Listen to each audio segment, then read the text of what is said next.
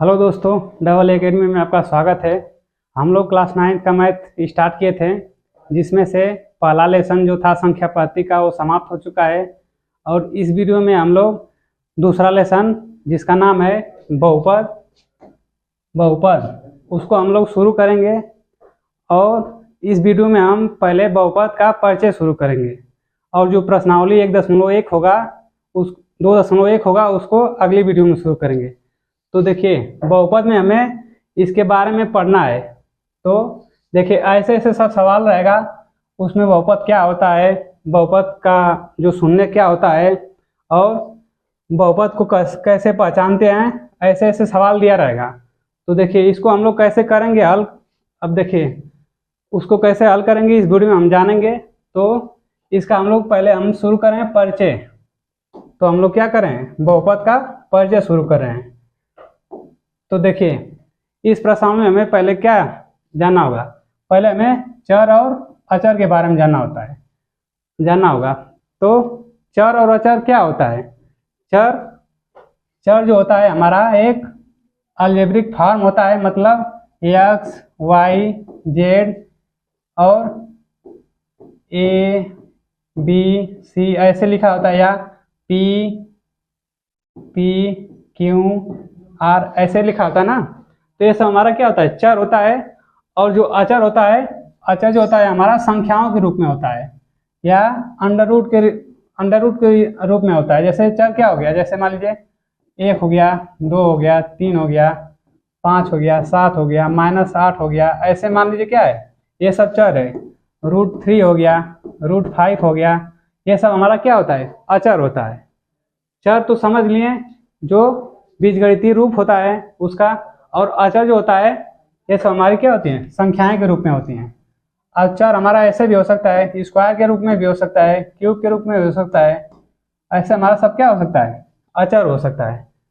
तो I hope कि आप लोग चर और अचर समझे होंगे। देखिए, अब अगला क्या है, हमें पढ़ना है बहुपद। इस लेसन में हमें क्या पढ़ना है, बहुपद पढ़ना है। तो पहले हम लोग बहुपद को जानते हैं, बहुपद क्या होता है। तो देखिए, बहुपद जो होता है, बहुपद पदों की श्रृंखला होती है। बहुपद क्या होता है, पदों की श्रृंखला होती है। देखिए, बहुपद जो होता है हमारा पदों की श्रृंखला होती है। वो कैसे, जैसे मान लीजिए हम लोग पहले देखिए बहुपद को दर्शाते कैसे हैं। ये जो हमारा बहुपद है इसको हम लोग p से दर्शाते हैं। p का मतलब पॉलिनोमियल्स मतलब p। या तो अगर हमारे ऐसे बहुपद लिखा होगा x² + 5x + मान लीजिए 7 है, ऐसे है। तो हम लोग देखिए, ये x के फॉर्म में लिखा है ना, तो हम लोग इसको क्या दर्शाएंगे, ये px का वैल्यू के रूप में ऐसे मानेंगे। ये क्या है, हमारा px का जो मान दिया है इतना दिया है। और वही मान लीजिए py होता तो मान लीजिए 5y² + 7y - 2 है। तो ये क्या है, y के फॉर्म में है। तो y के फॉर्म में है तो क्या होगा, ये py का होगा, मतलब इस तरह दर्शाएंगे इसको हम।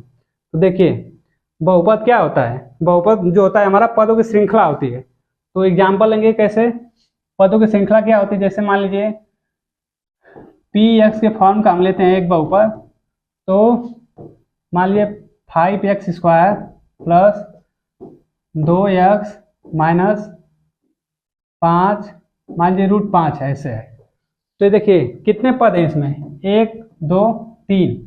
तो 3 पद हैं। तो उसमें हमारा बहुपद का परिभाषा क्या था, बहुपद जो होता है पदों की श्रृंखला होती है। तो इसमें कितने पद हैं, 1 हो गए, 2 3 है। तो इसमें 3 पद हैं, तो इसलिए पदों की श्रृंखला के रूप में है ना, इसी तरह होगा। यही हमारा क्या होता है, बहुपद होता है। और एग्जाम्पल लीजिए py के रूप में ले लीजिए, 7y² - 8y + मान लीजिए ऐसे 16 ले लिए ना। तो ऐसे ले लिए तो क्या होगा, ये py के फॉर्म में हो गया। तो ये हमारा क्या है, बहुपद है। कितने पद हैं, 1 हो गया, 2 हो गया और 3 हो गया। तो ये हमारा पदों की श्रृंखला होती है। तो देखिए, अब अगला देखते हैं क्या है। अगला है बहुपद के प्रकार पढ़ना है। बहुपद के कितने प्रकार होते हैं और उसको कैसे पहचानते हैं। तो पहचानने वाला अगला आगे देखेंगे। पहले बहुपद को जानते हैं कितने प्रकार का होता है। देखिए, पहला बहुपद हमारा दिया है एक पदी बहुपद। एक पदी का मतलब जैसे यक्स है, ये क्या है, एक पद में है। और मान लीजिए 5x² है, ये भी क्या है, एक पद में होना चाहिए। एक पदी का मतलब एक पद में होना चाहिए। और वही मान लीजिए द्विपदी होता तो दो पद में लिख सकते हैं। जैसे मान लीजिए 8y² माइनस 7 है, तो देखिए कितने पद हैं इसमें, दो पद हैं, एक और दो है, तो ये हमारा क्या हो जाएगा, द्विपदी हो जाएगा।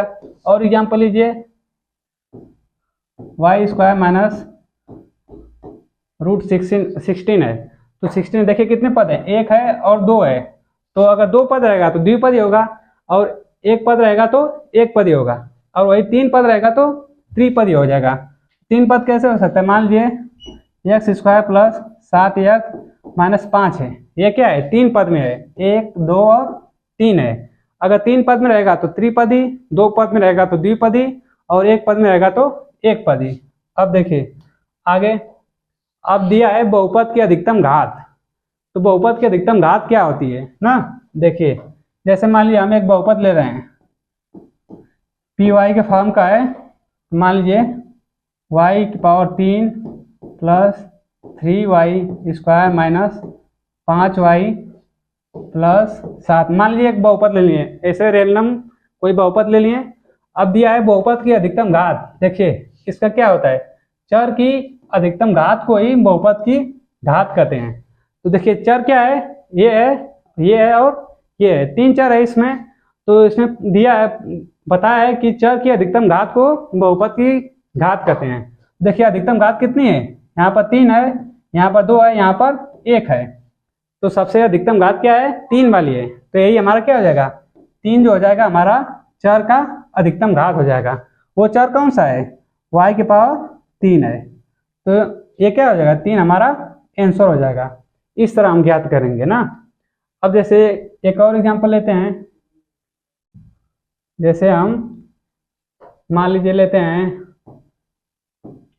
√5x² माइनस 3x के फॉर्म को लेते हैं 3x⁵ माइनस 2x⁴ है। तो इसमें हमें बहुपद की अगर घात पूछेगा तो क्या बताएंगे, अगर बहुपद घात पूछेगा तो जो हमारा चर होगा, ये हमारा सब क्या है, चर के रूप में है, जो चर की अधिकतम घात होगी वही हमारा क्या होगा, बहुपद की घात होगा। देखिए इस पर हमारा क्या है, सबसे ज्यादा घात है 5 है, तो यही हमारा क्या हो जाएगा, आंसर हो जाएगा। तो आंसर हमारा क्या हो सकता है, चर की अधिकतम घात जो है 5 है, और वो किसका है, कौन सा चर है, जो 3x⁵ है। इस चर पे हमारा जो है चर की अधिकतम घात क्या है, 5 है, तो हमारा क्या हो जाएगा, आंसर हो जाएगा। अब देखिए, अब उसको ज्ञात करने के लिए इसमें हम मान लीजिए एक रैखिक चर ले लिए, एक द्विघाती वाला ले लिए, एक त्रिघाती वाला। रैखिक का मतलब एक घात वाला होना चाहिए। तो देखिए ये जो हमारा बहुपद घात है, अब रैखिक में कैसे ज्ञात करेंगे, रैखिक का मतलब होता है एक घात वाला होना चाहिए हमेशा। तो रैखिक मतलब मान लीजिए हम 5x प्लस 1 है, रैखिक का मतलब एक घात वाला होना चाहिए, तो इसमें क्या है, एक ही घात है, तो इसमें अधिकतम घात क्या हो जाएगी, 1 हो जाएगा। और मान लीजिए एक एग्जाम्पल लेते हैं 3y प्लस 2 है, तो देखिए रैखिक वाला में हमेशा घात 1 होना चाहिए, अगर 2 होगा तो रैखिक नहीं होगा, अगर 2 होगा तो द्विघाती वाला हो जाएगा। तो रैखिक दिया है तो इसमें हमेशा एक घात होना चाहिए, तो ये क्या है, इसका मान 1 होगा। रैखिक वाला का हमेशा 1 होता है। और वही देखिए द्विघाती होता है ना, द्विघाती अगर देगा, मान लीजिए द्विघात वाला कैंसिल है, x² प्लस मान लीजिए 5 ले लिए। देखिए द्विघाती मतलब दो घात वाला होना चाहिए, जो हमारा बहुपद होना चाहिए क्या होना चाहिए, दो घात वाला होना चाहिए। देखिए दो घात वाला है ना, तो क्या हो जाएगा इसका मान, ये हमारा 2 हो जाएगा, इसका बहुपद घात क्या हो जाएगा, 2 हो जाएगा। द्विघाती में हमेशा 2 होना चाहिए। और एग्जाम्पल लीजिए 2p² प्लस 8 है मान लीजिए, तो 2p² है मान लीजिए ना। देखिए इस पर द्विघाती पूछा है, द्विघाती में क्या होना चाहिए, हमेशा 2 होना चाहिए, तो ये क्या है, द्विघाती बहुपद है ना, तो ये हमारा क्या हो जाएगा, इसका घात क्या है, 2 है, ये हमारा आंसर हो जाएगा। अब त्रिघाती मतलब त्रिघाती में 3 घात होना चाहिए। 3 घात कैसे, जैसे मान लीजिए 3y² माइनस 5, मान लीजिए 5 है, 3y² माइनस 5 है ना, देखिए त्रिघाती का मतलब ये तो दो घाती हो गया, तीन घात होना चाहिए, तो तीन घात का एग्जाम्पल लेंगे 3y³ माइनस मान लीजिए 27 है, तो ये क्या है तीन घात है ना, तीन घात रहेगा तो त्रिघाती रहेगा, दो घात रहेगा तो द्विघाती रहेगा, अगर एक घात आएगा तो रैखिक होगा। आप लोग समझे होंगे, उम्मीद करता हूँ कि इसको समझे होंगे। देखिए एक और एग्जाम्पल लीजिए, जैसे मान लीजिए 5x³ प्लस 4 है, मान लीजिए 5x³ प्लस 4 है। देखिए घात कितना है, इस पे चर की घात अधिकतम कितना है 3 है, तो त्रिघाती में क्या हो सकता है अधिकतम घात 3 होना चाहिए, 3 से बेसी नहीं और ना ही कम होना चाहिए। और इस तरह ले सकते हैं x³ minus 3y3 x² plus 4x, ऐसे भी ले सकते हैं। तो त्रिघाती में हमेशा अधिकतम घात चर की 3 होनी चाहिए, तो हमारा 3 है ना, 3 है तो ये क्या हो जाएगा हमारा 3 आंसर हो जाएगा, तो चर की घात अधिकतम क्या हो जाएगी 3 हो जाएगी। आगे देखिए, अब दिया है बहुपद को कैसे पहचाने, तो बहुपद जो हम पीछे पढ़े हैं उसको कैसे पहचानेंगे, क्या होता है उसका नियम, तो उसको जानते हैं। देखिए पहला नियम क्या है कि जो हमारा बहुपद होता है उसकी जो उसमें जो चर होता है, चर की घात हमेशा क्या होती है धनात्मक पूर्णांक होती है, ऐसे मानेंगे। जैसे मान लीजिए लिखेंगे बहुपद में चर की घात सदैव धनात्मक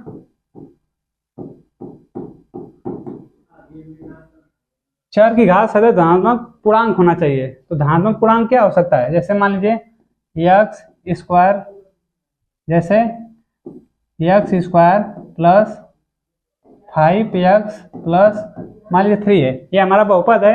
देखिए दिया है कि जो उसका चर, देखिए ये हमारा चर है ना, तो चर की जो घात होती है हमेशा क्या होती है धनात्मक होती है, वो भी क्या होता है पूर्णांक में होना चाहिए। धनात्मक पूर्णांक क्या होता है, धनात्मक पूर्णांक जैसे पूर्णांक क्या होता है, पूर्णांक जो होता है माइनस अनंत से लेके प्लस अनंत के बीच में होता है, वो भी 0 के साथ होता है। देखिए अब दिया है धनात्मक पूर्णांक, धनात्मक पूर्णांक का मतलब कि 0 से आगे होना चाहिए, 0 से आगे का मतलब 1 2 3 4 5, ऐसे ज्यादा जाता हमारा क्या है अनंत तक होना चाहिए। तो धनात्मक पूर्णांक समझ गए क्या होता है, मतलब धनात्मक पूर्णांक को ही प्राकृतिक संख्या मान सकते हैं। प्राकृतिक संख्या क्या होती है 1 से शुरू होती है और अनंत तक जाती है, तो वही बात है क्या धनात्मक पूर्णांक होता है। तो हमारा क्या है धनात्मक पूर्णांक है। अब देखिए एक एग्जांपल और लीजिए इसमें,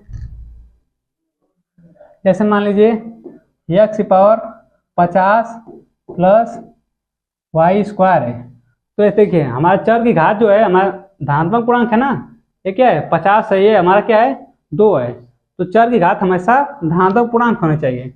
अगर धनात्मक पूर्णांक होगा तो हमारा बहुपद के रूप में होगा, अगर नहीं होगा तो बहुपद नहीं होगा। अब अगला नियम क्या है,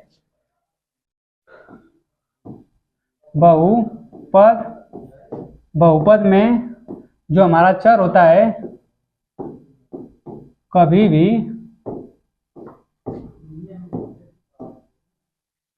जो चर होता है कभी भी अंडर रूट या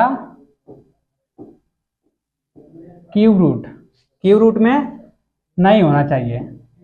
जो हमारा बहुपद में चर की घात चर होता है वो हमें अंडर रूट या क्यूब रूट में नहीं होना चाहिए। जैसे मान लीजिए ये क्या है x है, इस फॉर्म में नहीं होना चाहिए। मान लीजिए 7x प्लस 2 है, तो हमारा क्या है चर जो है हमारा क्या है अंडर रूट में है, वही क्या है इसमें बताया कि हमारा जो चर होता है ना तो अंडर रूट में हो सकता है ना ही क्यूब रूट में हो सकता है, मतलब घन में हो सकता है, घन में हो सकता है। देखिए ये क्या है क्यूब रूट में है, तो ये हमारा क्या होगा बहुपद नहीं होगा। और एग्जांपल लीजिए, जैसे x 7x अंडर रूट में हो गया -16 है, तो ये भी क्या है हमारा अंडर रूट में है, अगर अंडर रूट में होगा तो नहीं होगा बहुपद हमारा, समझे। अब देखिए अगला नियम क्या है,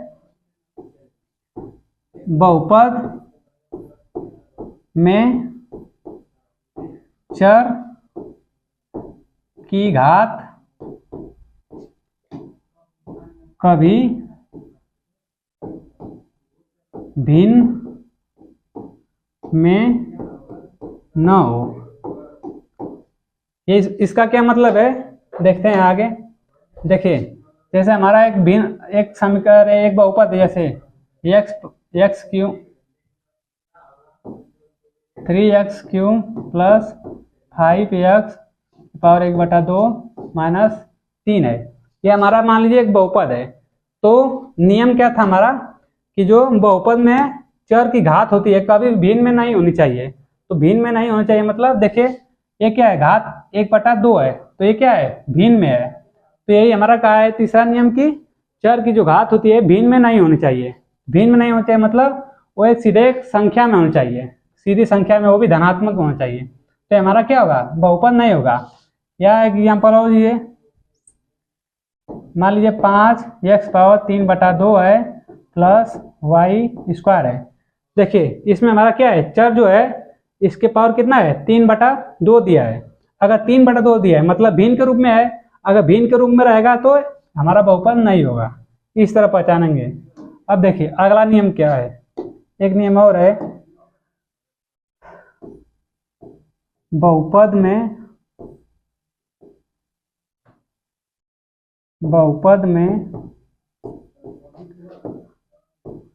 चर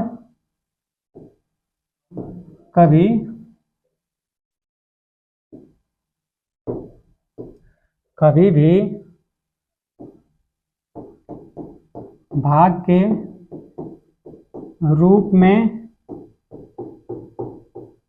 नहीं होना चाहिए।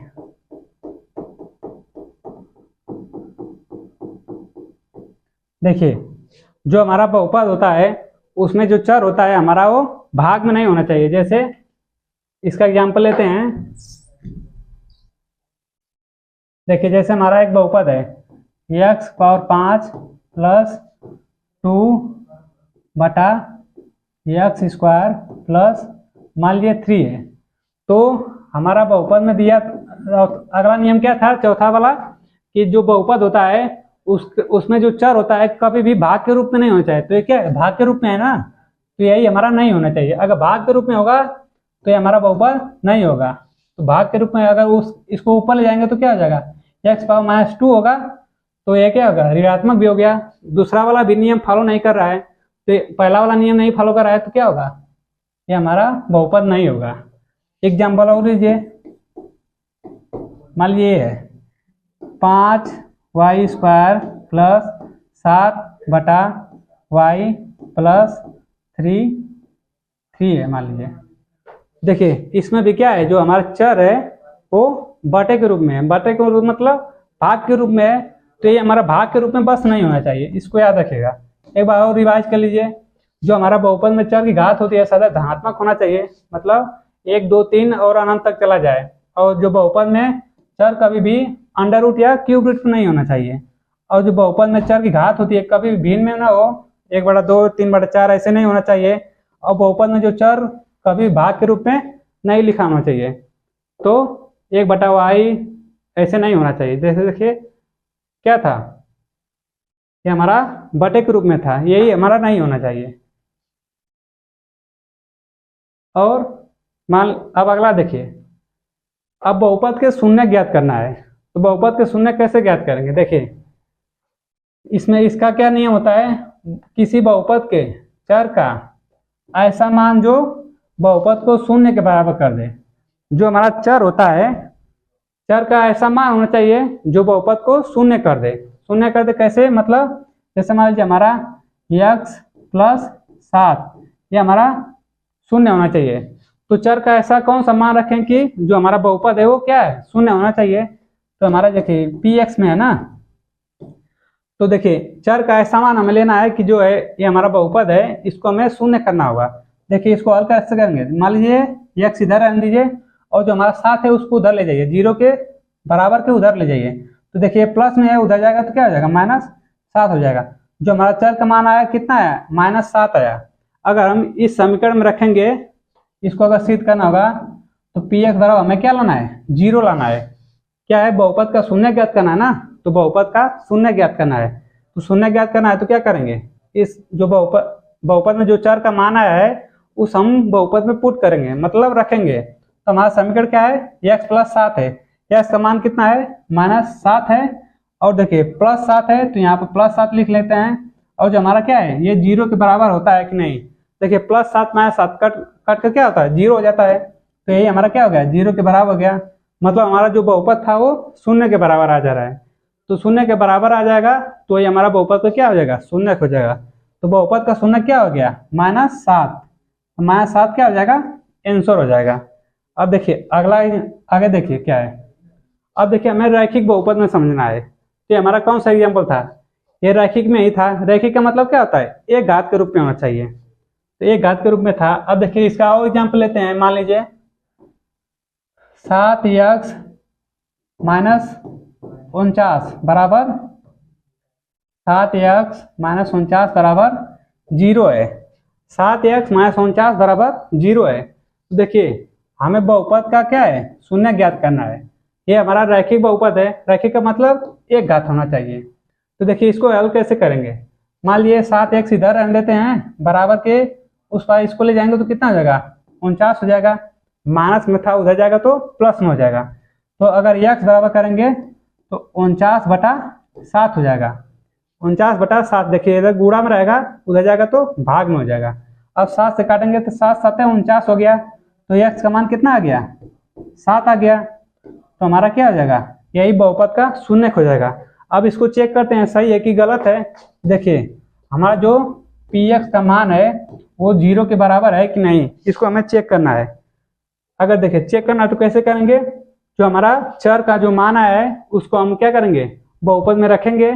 बहुपद में रखेंगे तो हमारा 0 के बराबर होना चाहिए। तो देखिए रखते हैं, 7x है तो 7x का मान कितना है, 7 है, और ये देखिए -49 है, इसको इसी तरह लिख लीजिए, बराबर क्या होना चाहिए, 0 होना चाहिए। देखिए अब 7 के गुणा 7 में करेंगे तो 49 आ गया, ये -49 पहले से है बराबर 0। देखिए इसको क्या, ये हमारा प्लस माइनस कट कर क्या होगा 0 हो गया, तो 0 बराबर 0 के हो गया। तो मतलब ये हमारा क्या है, बहुपद का शून्य जो 7 है वो हमारा समीकरण को संतुष्ट कर रहा है, मतलब 0 कर रहा है, तो वही रैखिक बहुपद का क्या हो जाएगा, शून्य हो जाएगा। तो ये हमारा क्या हो जाएगा, आंसर हो जाएगा। अब देखिए अगला देखिए, अब दिया है द्विघाती बहुपद का शून्य ज्ञात करना है। द्विघाती से आप लोग समझ रहे होंगे कि जो बहुपद होगा उसमें चर की जो अधिकतम घात होगी वो क्या होगी, 2 होनी चाहिए। तो वो क्या होगा, मान लीजिए x² है, एक हम बहुपद ले रहे हैं px के रूप का, x² - 49 ही ले लेते हैं। इसको हमें क्या करना है, शून्य के बराबर करना है। तो हमें पहले बहुपद का जो चर का मान ज्ञात करना होगा। तो देखिए पहले चर का मान ज्ञात करना है, तो x² बराबर करेंगे, ये उधर जाएगा ना, -49 से उधर जाएगा तो +49 हो जाएगा। अब देखिए x² है, अगर स्क्वायर को हटाएंगे तो ये क्या आ जाएगा, अंडर रूट में आ जाएगा। अंडर रूट में आ जाएगा तो √49 का मान कितना होता है, 7 होता है, तो x का मान कितना हो जाएगा, 7 हो जाएगा। तो हमारा ये बहुपद का द्विघाती बहुपद का शून्य कितना है, 7 है। अब इसको देखना है सही है गलत है, तो क्या करेंगे, px में इसका मान रखेंगे, देखते हैं 0 के बराबर आता है कि नहीं। तो px का मान कितना है, x² - 49 है, तो x² - 49 बराबर 0 के। अब देखिए x² का मान कितना है, x का मान कितना है, 7 है, तो 7 का स्क्वायर -49 बराबर 0 है। अब देखिए 7 का स्क्वायर कितना होता है, 49 होता है, 49 - 49 बराबर 0। तो ये कट का क्या होगा, 0 हो गया, 0 और 0 हो गया। तो मतलब हमारा बहुपद का शून्य क्या है, 7 है। संतुष्ट करा है समीकरण को, अगर संतुष्ट करा है तो 7 हो गया। तो ये हमारा क्या हो जाएगा, आंसर हो जाएगा। अब अगला देखिए, अब त्रिघाती बहुपद का शून्य ज्ञात करना है। त्रिघाती बहुपद का शून्य कैसे ज्ञात करेंगे, त्रिघाती का मतलब क्या है, बहुपद का जो हमारा बहुपद में जो चर होगा हमारा क्या है, चर जो होगा 3 घात के रूप में होना चाहिए। तो ये हमारा चर है वो हमारा क्या है, अधिकतम 3 घात के रूप का होना चाहिए। तो देखिए एग्जाम्पल लेते हैं इसका, मान लीजिए x³ - 125 बराबर 0 के। तो हमारा मान लीजिए हम px ले लिए, px का मान कितना है, x³ - 125 है। तो ये क्या है, देखते हैं 0 के बराबर आता है कि नहीं। पहले हमें इसका बहुपद में जो शून्य ज्ञात करना है, हमें चर का मान ज्ञात करना होगा। तो क्या करेंगे, एक्स स्क्वायर एक्स क्यूब है ना, तो एक्स क्यूब, अब देखिए 100 माइनस 25 है, इधर उधर जाएगा तो क्या हो जाएगा, प्लस 125 हो जाएगा। अब देखिए एक्स क्यूब, एक्स का मान ज्ञात करेंगे तो ये क्या हो जाएगा, क्यूब रूट में हो जाएगा। क्यूब रूट का मतलब जानते होंगे आप लोग, देखिए क्यूब रूट का मतलब क्या होता है, जैसे मान लीजिए हमारा 125 है ना, इसको इधर हल करते हैं, 125 है, तो देखिए 5 से काटेंगे तो 25 हो गया, फिर 5 से काटेंगे तो 5 हो गया, 5 से काटेंगे तो 1। क्यूब रूट का मतलब होता है कि 3 का जोड़ा बनता है, तो 3 का जोड़ा मतलब 5 गुणे 5 गुणे 5, 3 के जोड़ा में से हम एक जोड़ा, अरे मतलब एक बाहर लेते हैं, तो इसमें क्या बोलेंगे, एक बाहर लेंगे तो 5 आएगा, तो क्या हो जाएगा, एक्स का मान कितना आ जाएगा, 5 आएगा। देखिए हमारा बहुपद का शून्य कितना है, 5 आया है ना। अब आगे देखिए, आगे क्या करना है, देखिए अब हमें बहुपद का शून्य जो है सिद्ध करना है। तो हमारा बहुपद कितना था, पी एक्स था, उसको हमें 0 के बराबर लाना है ना। तो हमारा बहुपद कितना है, एक्स क्यूब है, एक्स क्यूब का मतलब 5 का क्यूब होगा, तो 5 का क्यूब माइनस 125 बराबर 0, 5 का क्यूब माइनस 125 बराबर 0। और 5 का क्यूब कितना हो जाएगा, देखिए 5 का क्यूब का मतलब 5 का 3 बार गुणा है, 5 5 25, 25 5 125 हो जाएगा। तो इसका मान कितना हो जाएगा, 125 माइनस 125 बराबर 0। यह हमारा कट के क्या आ गया, 0 आ गया, 0 बराबर हो गया 0 के, तो मतलब हमारा बहुपद जो है सही है। तो बहुपद का शून्य कितना है, 5 है, 5 है ना, तो ये समीकरण को सेटिस्फाई कर रहा है, तो इसलिए हमारा त्रिघाती बहुपद का शून्य कितना आएगा, 5 आएगा, तो ये हमारा आंसर हो जाएगा। तो आज के लिए बस इतना ही, मिलेंगे नेक्स्ट क्लास में, तब तक के लिए धन्यवाद।